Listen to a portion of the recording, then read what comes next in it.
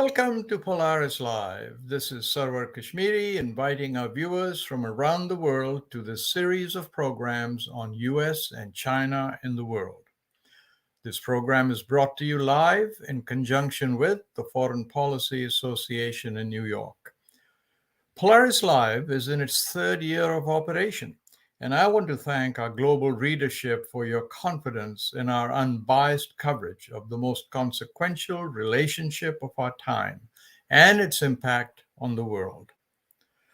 My guest today is Dr. Rajat Ganguly.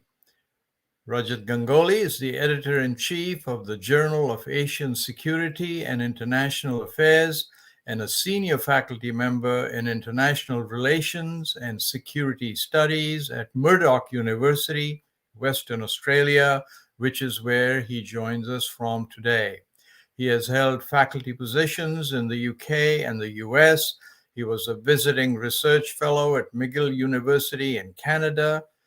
He's a specialist in international relations, conflict and security studies, and Asian politics and international affairs, with numerous books and publication. It's such a great pleasure to welcome Dr. Rajat Ganguly to PolarisLive.com. Welcome, Dr. Ganguly. Thank you very much. Thanks for having me. And I look forward to discussing issues of importance to your audience. Thank you very much. It must be bright and early in Australia, isn't it? It's 7 o'clock in the morning, bright, sunny day. It looks like beautiful autumn weather. Well, that is so nice to hear. Well, this has been a momentous week in geopolitics, right? How else to explain the stunning piece of Chinese diplomacy that has brought Saudi Arabia and Iran together, right? They were at daggers drawn for years. So Rajat, as the New York Times front page column put it, America sidelined in the Mideast pact led by Beijing, a power shift that has left heads spinning around the globe. So I want to ask you, are heads spinning in Australia, not to mention Japan, Indonesia, Singapore? Give us a picture from Asia. Yes, I think, you can probably categorize the response to this news in three ways. My sense is that the first impression in the press that I have received is one of surprise, that this suddenly happened and everybody is kind of reeling from the shock. They are trying to assess, this breakthrough and what this means, etc., etc. So the initial, I think, reaction was one of surprise. There are two other bigger questions I think one can talk about that is being, gradually now coming through, not only in the headlines but also in academic discussions, in online forums, etc. One is, does this signal almost a pushing out of the United States, not only from the Middle East, West Asia, but also in terms of the US standing in global politics?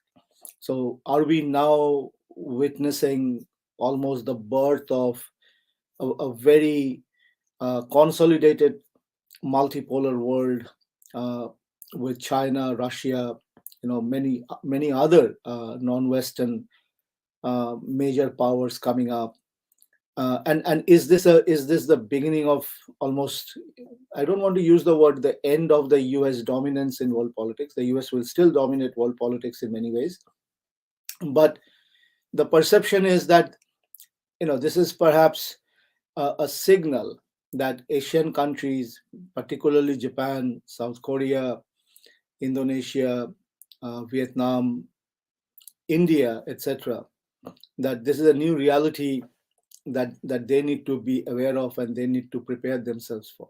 That China is here to stay. China is a major player, and connected to this development, as you know, is the other big development which is happening in Ukraine. And Yes, yesterday we had a major incident where an American drone was shot down by a Russian fighter jet. indeed. Uh, and all of this together, I think, is creating a sense in Asia. My perception is that it's creating a sense in Asia, at least, if not in Australia, that tectonic shifts are taking place in global politics, and That, Asia needs to come up with something of a more realistic response to what is happening. well, I think your phrase tectonic shift is so accurate as to the first reaction. But I was thinking about especially the reaction, Rajat, in Australia, because Australia, as you know better than I, has been part of every war that America has ever fought. Right? Correct. We've never done anything in the field without Australia there. Do you think this Correct. has a special resonance of any kind in Australia? What are the early papers talking about? I think, look, in Australia, there is still a bit of, there's a bit of debate when it comes to China, Ah, because there is a group in Australia which argues, I think, quite justifiably, I would imagine, that we should not make an enemy out of China. We have to live with China. Our economic ties are dependent on China, right. and therefore this portrayal of China as some sort of an enemy is eventually going to hurt Australia's national interests. But then, on the other hand, as you correctly said, that we have been so tied to the coattails of the United States and the UK that we always see ourselves as part of a package, with the US as the leader, the UK in there, and AUKUS, this new formation that is being shaped now, is a manifestation of that. And this is what brings Australia into all these conflicts, all these wars, which probably have very little to do with Australian national interest.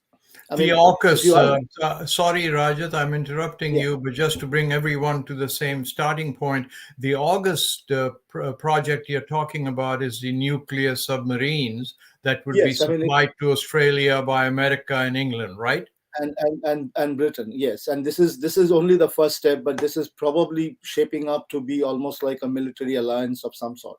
Ah, That US, UK, and Australia together will be acting, because there's a perception of common security threat, and that yeah. common security threat centers predominantly on China. So all these moves, Australia getting nuclear subs, um, America's pivot to Asia policy, which started from 2011, etc. All of this is gearing up with this image that China is an enemy country, and Australia needs to act with America and Britain to counter these threats that are Hmm, coming from China, or even Russia, for that matter. right. So the question, to come back to your question, is that there's a lobby which says this is in Australia's interest. We need to be tied to the United States. We need to be tied to the mother country, the UK, because we are still predominantly, a British-oriented country. Most Correct. people in Australia are from Britain. But then there's the counter argument which says we are getting sucked into conflicts. We are getting sucked into wars that have very little to do with us. I mean, why did Australian soldiers go and fight in Afghanistan? It is because of treaty obligations. Otherwise, what is Australia's interest in Afghanistan, or Iraq for that matter? Interesting. Or why? So I think if you look at the Australian press, and if you look at the debate that's happening in Australia, yes, there is a grudging acceptance that China is here to stay. China will influence events in the world. But on the other hand, there is a bit of soul searching going on, in my judgment, in terms of Australia's national security, national interest, saying which is the best course of action for us. And talking about this submarine deal, because this happened, while the Iran Saudi rapprochement happened, uh, Prime Minister Albanese was in San Diego signing the submarine deal, and there is a feeling among some former politicians, former bureaucrats, academics, that the submarine deal has not been actually properly debated nationally. I We see. haven't had a national debate. We were, because as you know, Australia was actually there was an agreement to buy French designed diesel electric subs, Yes. which Australia then canceled the deal under American and British pressure, Yes. and that's when this new deal happened. And what we are hearing is that under this new deal, Australia will get three Virginia class nuclear subs from the US straight up. So probably around 2026. And then there'll be an option to buy two more. So there'll be Mm. five. And then from the mid 2030s onwards, so 2035 onwards, under British design with American technology, Australia and Britain will jointly produce the new generation of nuclear subs called the AUKUS generation in Adelaide, in Australia. I see. So, so the government is trumpeting this as an economic win-win, because not only do we get nuclear subs, but we also get this defense industry going in South Australia, Jobs and are being created. this is going to generate 20,000 jobs, etc., etc. But the question they are not really answering is what will be the total cost of this package. So I'm hearing somewhere in the vicinity of 350 billion over the next 10-15 years. Wow. And the other interesting question that people are asking is, where are you going to pay for this? How will you pay for this? Where's But the money going to come? it's this is so interesting because I noted in the last few days that the Australian Prime Minister was in India.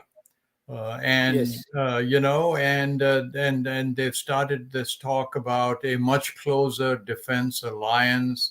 Australia and India will be part of these exercises, the Malabar exercises, yes, yes. and others. So my question is, do you think that what's happened in the Middle East uh, makes a difference in any way as to what's happening between these countries in Asia, India, Australia, especially? But I mean, there's also Malaysia and Indonesia. They're all trying Yes. to beef up their forces and so on. I want to get your thoughts, and I realize. Rajat Ganguly, that this is very early in the game. I mean, you may not have thought everything out, but what is your thinking about these tectonic shifts, as you call them, Yes. for Yes. Asian countries? Look, I think there is a worry about China, that what is China's game plan, what is China trying to do. Clearly, Chinese influence in the Middle East and West Asia is growing. Russia is now a Middle East West Asia player in a major way, with Russian deployments in Syria, etc. So there is a bit of unease that the traditional way that we used to control the world, the value of the petrodollar, the way America used to have alliances with Saudi Arabia, Israel, etc. There's a big question mark on that, and clearly you can't rule out China now as a major source of worry for many of these countries. But it's also interesting that in today's world, I think, as Indian Foreign Minister Jaishankar once pointed out, that it is actually problematic to portray everything in binary terms, that you are either a friend or an enemy. Rather, it is very interesting to see a country like China as both a friend and a foe, because you may need China for economic reasons, but at the same time, you are also wary of China because Chinese military muscles are growing, and China's footprint is growing in the region, particularly in the Indo-Pacific and in the West Asian region. So it is both a positive as well as a negative, and I think many of these countries probably are now assessing how to handle a situation like this.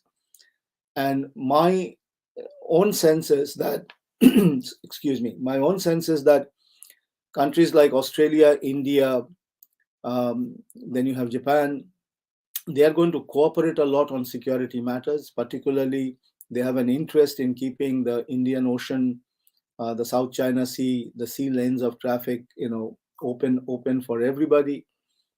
But But on the other hand, I also find it difficult to accept the view that somehow the Chinese are against that.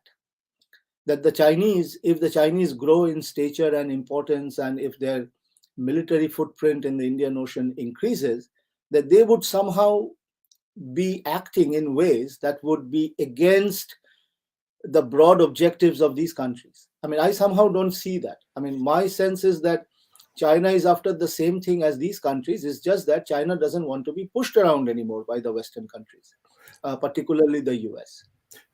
So allow me, Rajat, to remind our viewers to be sure and sign up for Polaris Live alerts on our upcoming programs by going to my website, kashmiri.com, Kashmeri. And you may also want to subscribe to our YouTube channel to establish a closer connection with our studio staff. And now coming back to my guest, Dr. Rajat Ganguly, editor-in-chief of the Australian publication Asian Security and International Affairs, out of Murdoch University in Western Australia. We've been discussing the impact of this bombshell announcement, if I may call it that, by China in the Middle East, bringing Chinese diplomacy, bringing Saudi Arabia and Iran together after 6 or 7 years of daggers drawn. And what I want to ask you is, do you think that India's relations with China will change in some reason because of this? I mean, there's as you know, Himalaya, the Indian troops and Chinese have been battling there, though there's now a compromise and something that it'll hold for a while. But by the same token, China's trade with India just continues increasing. It's grew That's right. about another 12-15% in the last year. So what is really happening there? Do you think, as some people like my friend Kishore Mahbubani says, is that Asia is becoming another bloc and we need to be thinking very differently about global politics?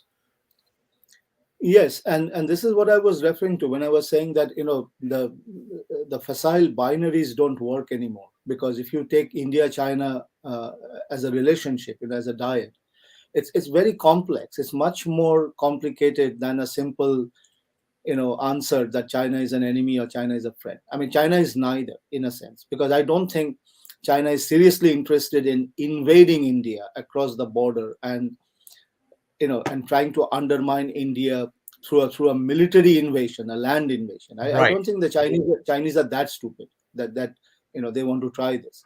But on the other hand, the pressure on India to settle the border issue on Chinese terms will very much be there. And the question will be, how much India can resist that pressure. And the Chinese would understand power rather than simple, diplomatic niceties saying that, good neighbors don't behave like that.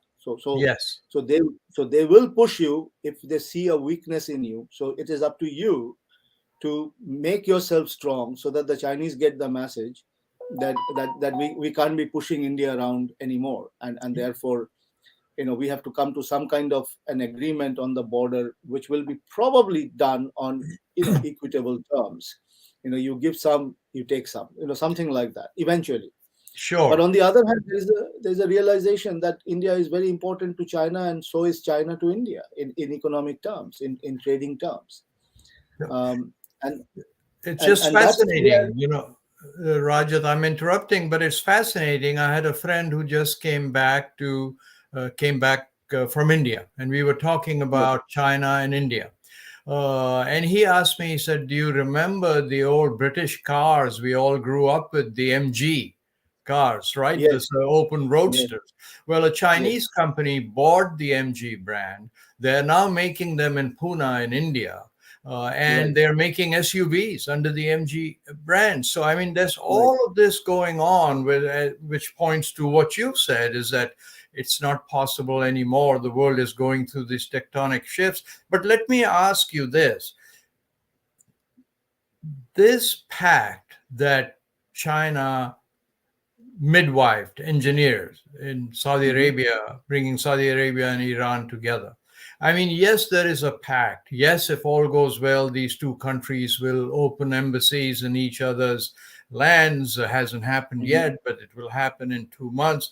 But doesn't this also put China in a much more different position later on? Because you can't just say, we're going to help you sign this pact. If something is going wrong, one needs to get involved and fix it, or one loses all the face that one was to get from this benefit.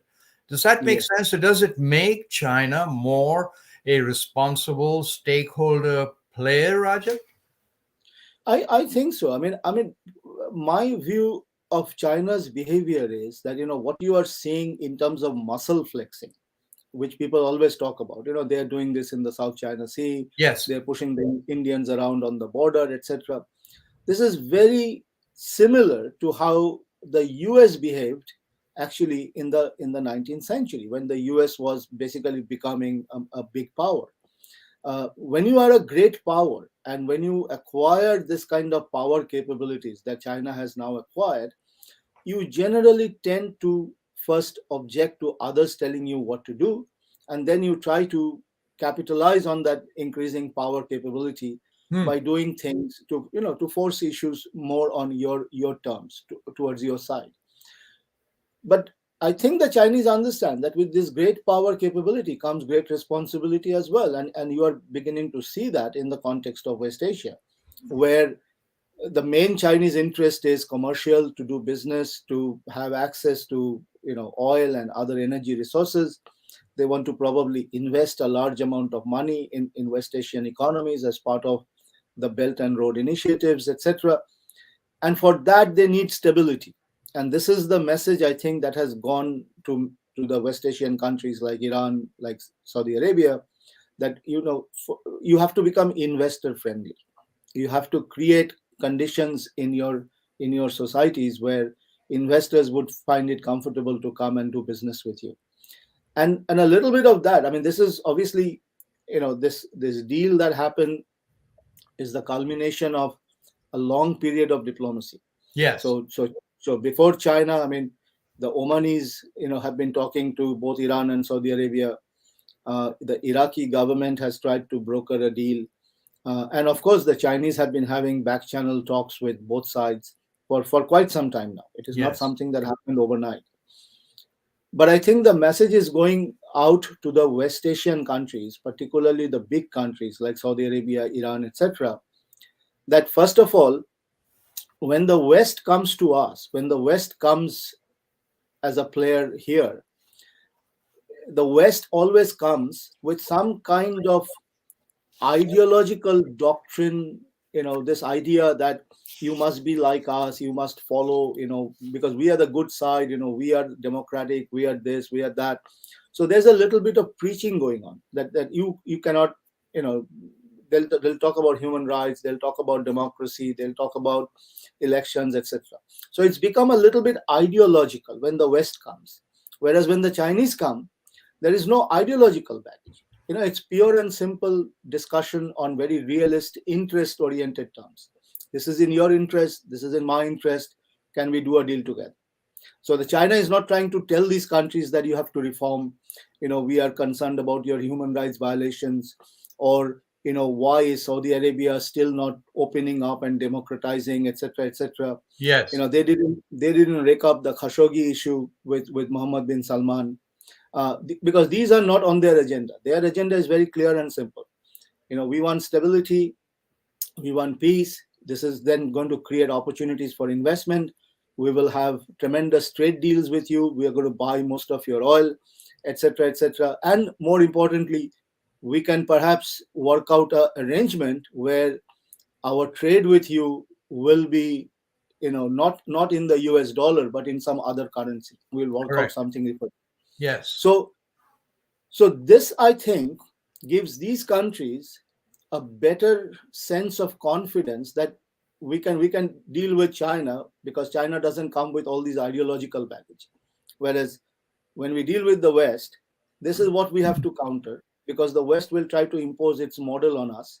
And this has been the sort of neoconservative agenda since the early 1990s, ever since the Soviet Union collapsed, and there was a perception in the West that liberalism has won, and that needs to be now imposed on everybody, which then became almost the justification for this regime change foreign policy of the United States.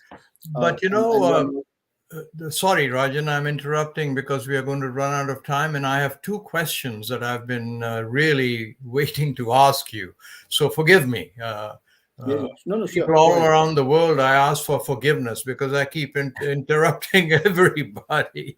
But listen, the first part of what I want to ask you is that in a, if I may say, strange sense, this diplomatic outreach could also benefit America in some ways, isn't it? Because, as you pointed out earlier, China has the same interests as America, has the same interests in the Western countries in keeping the sea lanes open, the security of that whole area so that commerce can flow, right? Yes. And I wonder if you think, because I'm starting to think this way, is that that's where Chinese and American interests coincide, where China doesn't want to take over the security. If America wants to keep, selling arms and so on, if the Arabs want to buy it, then America can hang on to the security, but China becomes the dominant trade and commerce. So do you think that there's a win-win in some way for both sides? Yes, there is definitely, I think, a commonality of interest in keeping the sea lanes open, etc. But I think from a purely, if you look at it from a military strategic point of view, the worry for the Chinese is that if there is any problem with the US, if there is some confrontation with the US Navy could absolutely blockade the Straits of Malacca and disrupt shipping that is headed for China through the Straits of Malacca and then up the South China Sea, which is what is driving their fear that we need to have forward military bases, which is why they are converting these islands in the South China Sea into military, advanced or forward military bases so that they can project power in Asia, particularly near Singapore, in the Straits of Malacca, through which most of their commercial shipping traffic passes. But it's also driving China to diversify the points of entry into China by building up ports in Pakistan or building up ports in Bangladesh or building up ports in Myanmar, and then creating road links from these ports all the way up to China, Western China, Southern China, etc.